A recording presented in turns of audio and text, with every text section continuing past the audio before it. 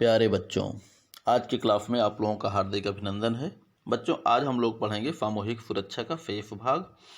ठीक है, वो है सामूहिक सुरक्षा और सामूहिक रक्षा में संबंध, या इसमें हम पढ़ेंगे अंतर को भी। इसमें हम लोग पढ़ेंगे बच्चों सामूहिक सुरक्षा एवं सामूहिक प्रतिरक्षा के बीच संबंध। ठीक है, चलिए फिर आगे बढ़ते हैं हम लोग इसी चैप्टर पे। देखा जाए तो सामूहिक सुरक्षा के अंतर्गत सामूहिक सुरक्षा के बारे में आपको हम बता चुके हैं कि सामूहिक सुरक्षा क्या है।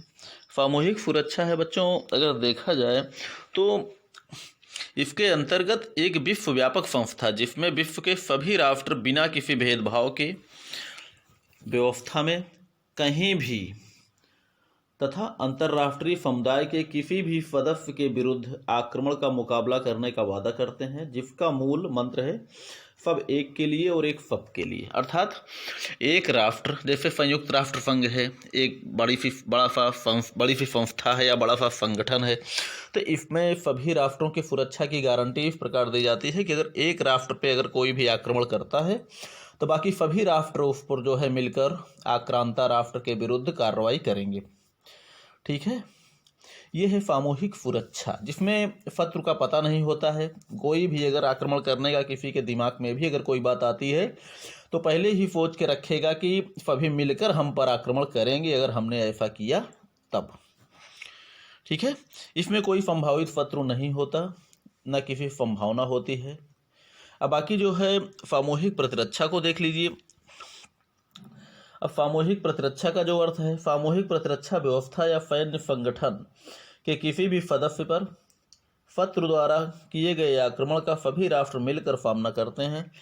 यह संगठन ज्ञात शत्रु के विरुद्ध बनाया जाता है। इसकी सुरक्षा व्यवस्था केवल उस व्यवस्था से जुड़े सदस्य राष्ट्रों तक ही सीमित होती है। अन्य क्षेत्र से किसी भी आक्रमण से उनका कोई मतलब तब तक नहीं होता जब तक उनके हितों को कोई नुकसान नहीं होता। कहने का मतलब ये है कि जहाँ सामूहिक सुरक्षा सबके लिए एक समान जो है व्यवस्था पैदा करती है, वहीं पर सामूहिक रक्षा जो है ये एक सैन्य संगठन के रूप में या एक प्रकार से जैसे माना जाए कि उस संगठन के अंतर्गत, उस संधि के अंतर्गत जितने भी राष्ट्र हैं, ठीक है, उनका नेतृत्व करने वाला राष्ट्र चाहे अच्छा करे चाहे खराब करे, ठीक है, वो जो कुछ भी करेगा सभी राष्ट्र उसी का अनुसरण करेंगे। जबकि सामूहिक सुरक्षा में कोई भी राष्ट्र अगर आक्रमण कर रहा है तो उसके विरुद्ध सभी राष्ट्र जो है मिलकर कार्रवाई करेंगे। इसमें क्या है, अंतर यही है कि इसमें सैनिक संगठिया, इसमें जो है ये पता चलता है कि हमको किसके विरुद्ध रक्षा की कार्रवाई करनी है सामूहिक रक्षा में। जैसे देखा जाए तो उदाहरण के तौर पर जो द्वितीय विश्व युद्ध के बाद जब विश्व में दो महाशक्तियां बचीं, अमेरिका और सोवियत संघ, ठीक है, तो इसमें क्या हुआ, अमेरिका को लगा कि सोवियत संघ हमसे बड़ा राष्ट्र है, तो उसने अपने पड़ोसी राज्यों को इकट्ठा कर, यूरोपीय राष्ट्रों को इकट्ठा कर साम्यवाद के अप्रसार के लिए सोवियत संघ के विरुद्ध उसने नाटो संगठन को गठित किया। ठीक है, नॉर्थ अटलांटिक ट्रीटी ऑर्गेनाइजेशन, उत्तरी अटलांटिक संधि संगठन।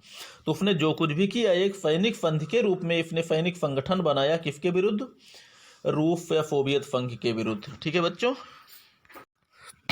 उसने सोवियत संघ के विरुद्ध ये संगठन बनाया था साम्यवाद के प्रसार को रोकने के लिए, या सोवियत संघ की किसी भी कार्रवाई के विरुद्ध उसका उत्तर देने के लिए। ठीक है बच्चों, जबकि जो सोवियत संघ ने नाटो के बदले में उसने भी बनाया वार्सा पैक्ट।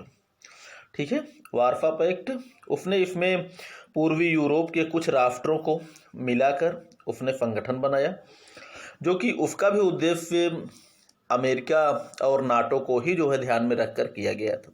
ठीक है बच्चों, अब इसमें सामूहिक प्रतिरक्षा का मतलब ये भी ले सकते हैं कि जैसे नाटो और वार्सा हैं, तो नाटो का नेतृत्व करने वाला राष्ट्र अमेरिका, वो जो कहेगा जो करेगा सब उसकी इच्छा, सब उसी का अनुसरण करेंगे।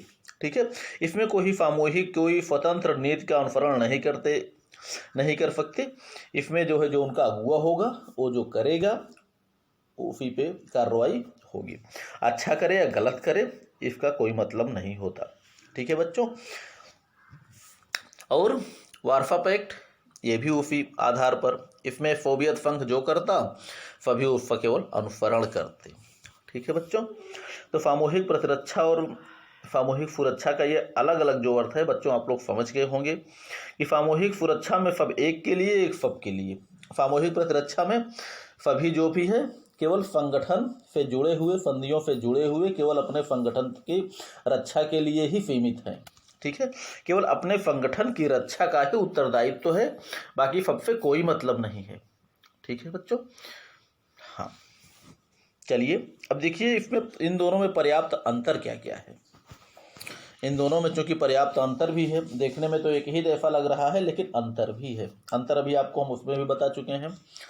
ये एक पहला इसमें क्या है, सामूहिक प्रतिरक्षा का क्षेत्र सामूहिक सुरक्षा की तुलना में सीमित होता है। बच्चों सामूहिक प्रतिरक्षा केवल अपने सैनिक संगठन तक ही सीमित है, अपने गुट तक सीमित है।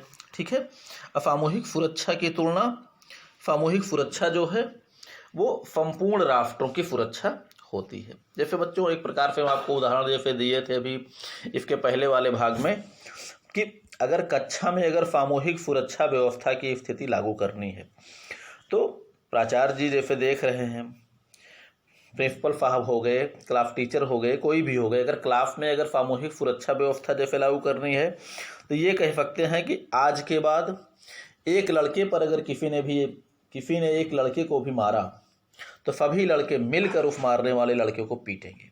ठीक है बच्चों, ये हो गया सामूहिक सुरक्षा। ठीक है, ये हो गया क्या चीज, सामूहिक सुरक्षा, जिससे सभी राष्ट्र बंधे हुए हैं। ठीक, सभी राष्ट्रों के लिए, सभी बच्चों के लिए है, हर बच्चे को एक राष्ट्र समझा जाए। ठीक है, हर बच्चे को एक राष्ट्र समझा जाए। तो इसमें यही है ना कि एक बच्चे पर किया गया आक्रमण सभी बच्चों पर किया गया आक्रमण माना जाए और सभी बच्चे मिलकर जो है जिसने आक्रमण किया है, जिस बच्चे ने किसी को मारा है, पीटा है, उसको सब मिलकर पीटेंगे। ठीक है, ये हो गया सामूहिक सुरक्षा। इसमें ये निश्चित नहीं है कि कौन किसको मारेगा। ठीक है बच्चों, अब देखिए सामूहिक रक्षा का दायित्व क्या होता है। जैसे मान के चलिए दो बच्चों में झगड़ा हुआ, ठीक है, अब सामूहिक सुरक्षा नहीं है, अब सामूहिक रक्षा की बात आपसे कर रहे हैं। दो बच्चों में झगड़ा हुआ, ठीक है, एक बच्चा जो ताकतवर था उसने दूसरे को पीट दिया, जो कमजोर था उसने क्या किया, अपने एक दोस्त को साथ लिया, यानी दोनों मिलकर उस ताकतवर को पीट दिए अकेले। ठीक है बच्चों, अब देखिए ये सामूहिक रक्षा ही है, वो उसको पीट दिए। अब उसने क्या किया, उसने भी एक मित्र बनाया और उसने एक या दो मित्र बनाया और इन दोनों को पीट दिया। ठीक है, अब इसने दो के बजाय चार मित्र बनाया, फिर उन तीनों को पीट दिए। तो कहने का मतलब ये जो व्यवस्था है ये है सामूहिक रक्षा की व्यवस्था। इसमें सुरक्षा का मतलब नहीं है, इसमें जो दोनों का गुट है, जो 2 4 6 लड़कों का बढ़ता जाएगा, ठीक है, बढ़ता जाएगा और आपस में इसमें टकराव होता रहेगा। इसमें ये नहीं है कि ये गलत कर रहा है अच्छा कर रहा है, इसमें मतलब नहीं है।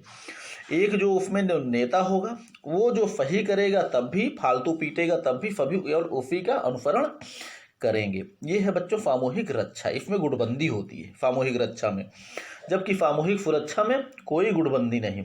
सभी राष्ट्र अपने आप में स्वतंत्र हैं, सभी राष्ट्र व्यवस्था से जुड़े हुए हैं। अगर एक राष्ट्र पर किया गया आक्रमण है तो सभी आक्रमण करेंगे।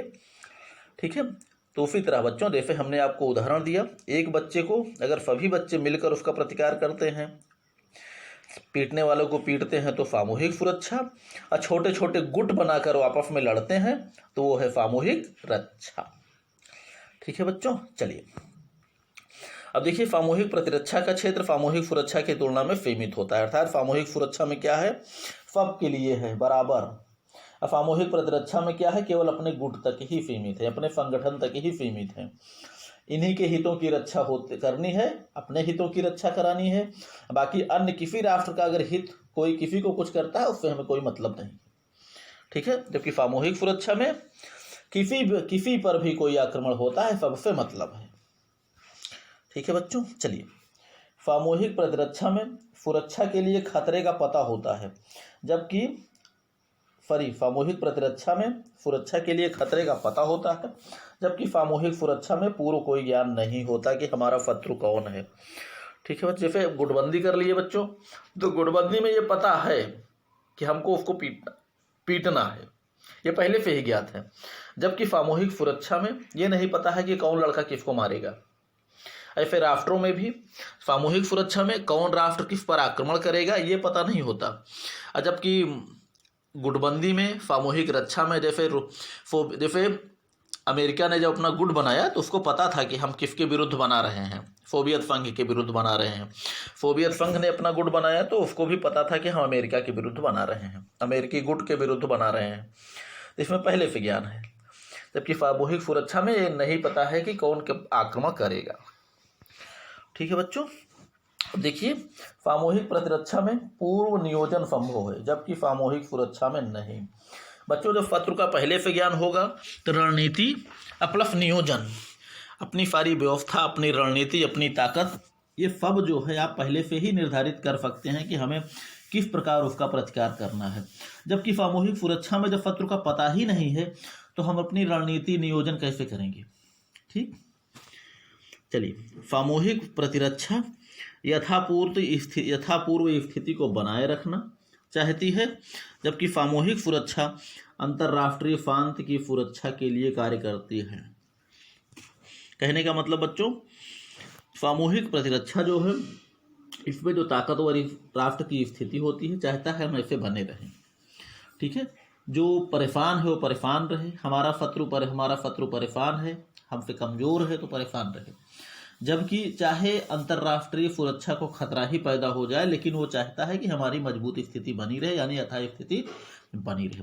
जबकि सामूहिक सुरक्षा, अगर वो व्यक्ति परेशान है, असंतुष्ट है, तो उसकी असंतुष्टता को दूर करने के लिए जो भी उसकी परेशानी है उसको दूर किया जाना, उसकी परेशानी को दूर करना उस व्यवस्था में शामिल होता है। ठीक है बच्चों, देखिए जैसे आप देखते हैं कभी कभी स्थिति होती है कि कोई व्यक्ति कमज़ोर है, परेशान है, तो बेचारा परेशान ही रहता है हर समय, इकट्ठे ही जो है अंतर्राष्ट्रीय शांति सुरक्षा के लिए खतरा पैदा कर देगा, क्योंकि वो परेशान है हर समय। ठीक है, जबकि सामूहिक सुरक्षा के अंतर्गत उसकी परेशानी दूर की जाती है, क्यों परेशान है, क्या प्रॉब्लम है उसको। ठीक है, सामूहिक रक्षा में क्या है, अपना लाभ होना चाहिए, अपने संगठन का लाभ होना चाहिए, अपने गुट का लाभ होना चाहिए, बाकी सब चाहे मर ही जाए। ठीक है बच्चों, चलिए अब देखिए सामूहिक प्रतिरक्षा का उदाहरण क्या है। नाटो,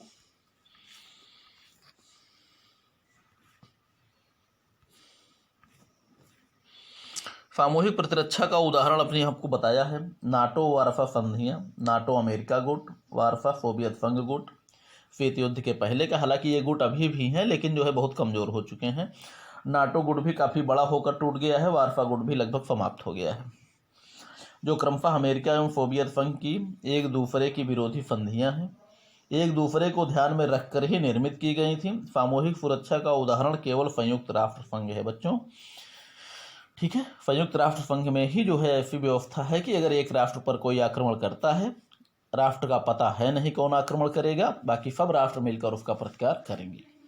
ठीक है बच्चों, चलिए ये चैप्टर आपका हमारे विचार से यहीं समाप्त हुआ। आगे हम लोग पढ़ेंगे शक्ति संतुलन, वो भी अगले भाग में। ठीक है बच्चों, चलिए तब तक आप लोग पढ़िए, लिखिए, मस्त रहिए और खुश रहिए।